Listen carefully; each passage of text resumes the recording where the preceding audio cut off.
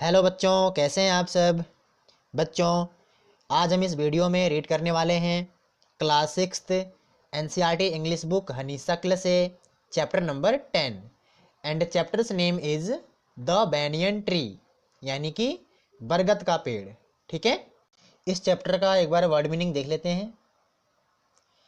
Author means लेखक, grand parents means दादा दादी, ह्यूज मीन्स बड़ा, यार्ड मीन्स आंगन, स्क्वायरल मीन्स गिलहरी, स्नैल मीन्स घोंघा, बटरफ्लाई मीन्स तितली, हाइड मीन्स छिपना, मंगूज मीन्स नेवला, बुश मीन्स झाड़ी, इनेमी मीन्स होता है दुश्मन, फाइटर मीन्स लड़ाके, फाइट करने वाले।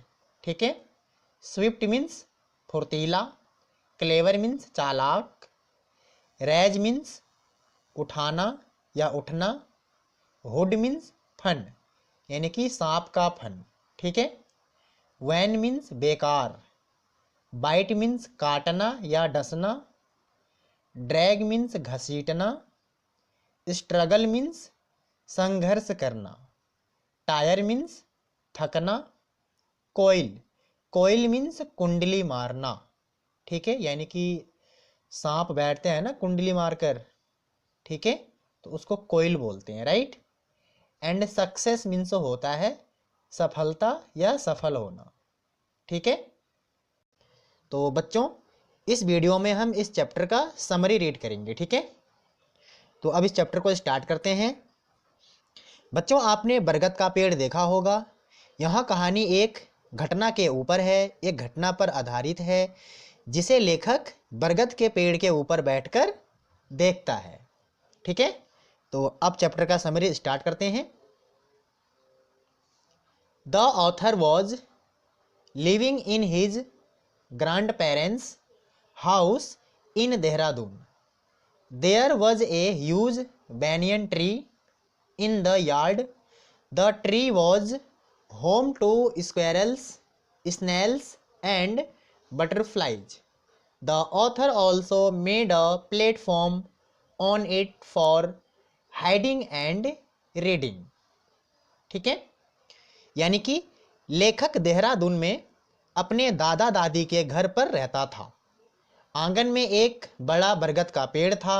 पेड़ पर गिलहरी, घोंघे तथा तितलियां रहती थीं तथा लेखक भी उसी पेड़ के ऊपर टहनी पर बैठकर पढ़ाई करता था, खेलता था तथा आराम करता था।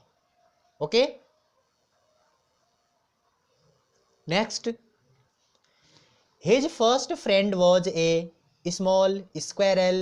He offered it pieces of cake and biscuit. It grew bold and began to take out food items even from his pocket. During the fig season, the tree was a very noisy place made by parrots, manna, nightingales, and crows. From his banyan tree platform, the author used to look down at the world below. यानी कि इस प्रकार लेखक और गिलहरी की दोस्ती हो गई तथा वह गिलहरी को केक, बिस्कुट खिलाता था, राइट, जिससे गिलहरी निर्भीक हो गई। यानी कि गिलहरी अब लेखक से नहीं डरती थी तथा वह लेखक के जेब से खाने की चीज़ों को निकालकर खा लेती थी। ठीक है, और पेड़ों पर फल लगने के मौसम में, यानी कि जब पेड़ों पर फल लगते हैं, ठीक है, उस मौसम में बरगद के पेड़ पर तोता, मैना, बुलबुल तथा कौवा आ जाते थे और खूब शोरगुल करते थे, यानी कि चहचहाते थे। ठीक है, और लेखक उस बरगद के पेड़ पर बैठकर नीचे की दुनिया का नज़ारा लेता था, यानी कि चारों ओर का दृश्य देखता था। ठीक है, next. One day he saw a big cobra coming out in search of prey. Just then a mongoose also came out from the bushes. The two came face to face under the tree. They are sworn enemies. Both were great fighters, swift and clever. यानी कि एक दिन लेखक ने एक बड़े cobra सांप को बाहर आते देखा और तभी एक नेवला भी झाड़ियों से बाहर आ गया। अब पेड़, सांप तथा नेवला दोनों आमने सामने आ गए। यानी कि पेड़ के नीचे सांप तथा नेवला दोनों आमने सामने आ गए। जैसा कि हम जानते हैं कि सांप और नेवला दोनों एक दूसरे के दुश्मन होते हैं, एक दूसरे के शत्रु होते हैं। ठीक है। Next, the cobra raised its body 3 feet off the ground. The mongoose kept its eyes fixed below the cobra's hood. The fight between the champions began. There were 3 onlookers of the fight: the author, a मैना and a wild crow. यानी कि cobra fun फैलाकर जमीन से 3 feet ऊपर खड़ा हो गया तथा नेवला का ध्यान भी सांप के ऊपर था और दोनों में लड़ाई शुरू हो गई। इस लड़ाई को लेखक, मैना तथा कौवा बरगद के पेड़ पर बैठकर देख रहे थे। ठीक है। The mongoose moved swifter than the snake. It bit the snake on the back. The 2 birds flew down to feed on the dead cobra, but they hit against each other. They made a second attempt, but in vain.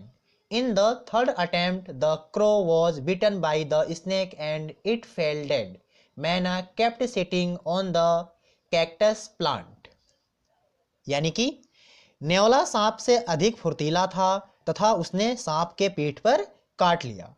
अब मैना और कौवा ने सोचा कि सांप मर गया है और उसे खाने के लिए वे दोनों पेड़ से नीचे उड़कर आए, लेकिन आपस में टकरा गए और फिर जैसे ही वे उठकर दोबारे सांप के तरफ बढ़े वैसे ही सांप ने कौवे को काट लिया और कौवे की मृत्यु हो गई तथा मैना उड़कर नागफनी के पौधे पर जाकर बैठ गई। ठीक है। The fight went on for quite some time. The cobra grew tired and weak. The mongoose caught the cobra by its mouth. The cobra coiled itself round its enemy, but it could struggle no more. The mongoose dragged it into the bushes. The मैना flew down and looked into the bushes, but it had no success. It flew away. यानी कि लड़ाई फिर से शुरू हो गई और काफ़ी समय तक चलती रही। ठीक है। यानी कि कोबरा और नेवले में फिर से लड़ाई शुरू हो गई और काफ़ी देर तक चलती रही और अंत में कोबरा थक कर कमज़ोर हो गया, कमज़ोर पड़ गया। नेवले ने सांप को अपने मुंह से पकड़ लिया और घसीटते हुए खींचते हुए झाड़ियों में लेकर चला गया। ठीक है। मैना नागफनी के पौधे से उड़कर आई। उसने झाड़ियों में देखा पर उसे सांप नहीं दिखा। ठीक है। और वह निराश होकर वहां से उड़ गई। ठीक है। तो बच्चों, लेखक ने बरगद के पेड़ पर बैठकर सांप और नेवले की फाइट देखी थी। ठीक है। जिसमें नेवला की जीत होती है। राइट। तो बच्चों, यह चैप्टर पूरा हो गया है। ठीक है। चैप्टर का समरी पूरा हो चुका है। तो अगर वीडियो अच्छी लगी हो तो लाइक करें, शेयर करें और चैनल को सब्सक्राइब करें। तो अब मिलते हैं नेक्स्ट वीडियो में।